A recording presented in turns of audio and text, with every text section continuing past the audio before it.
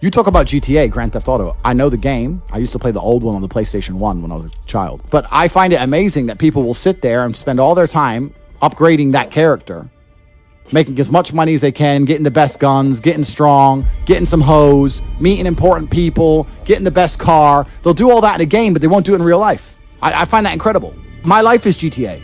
I don't need to play a game for GTA. If I want a gun, I'll fucking buy it. If I want a car, I'll fucking buy it. I want a bitch, I'll get her. It's me. I am GTA.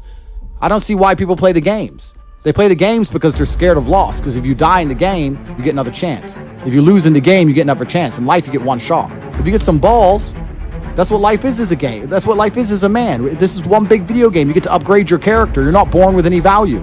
All these women that you just put me on with are born with value. They're pretty already. They're gorgeous already. They're good looking enough. Even if they're a 5, someone's going to give a shit they exist because someone wants to fuck them. As a man, if you don't make yourself valuable, you have no value. You have to get up and do it. Just like a video game, you start with fucking 0.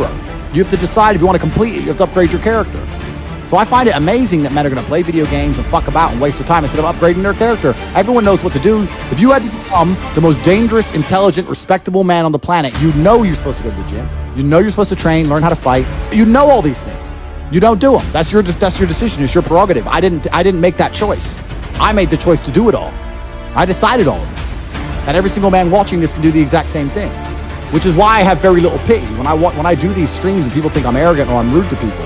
I would never make fun of someone who hasn't got a choice. I wouldn't make fun of someone born with one arm. I have a choice though. If you've made a fucking decision to be less than you should be, then I believe you should be mocked for that decision. I agree. I didn't make that. And me as a man, when I put myself through hell, when I have had such exacting, such stringent standards for myself, why would I then have less exacting, stringent standards on the people I meet? Why would I put myself through hell to be me and then meet someone who didn't put themselves through hell and then treat them like my equal? No, fuck you. I suffered when you didn't. So you're not my equal because you decided not to suffer.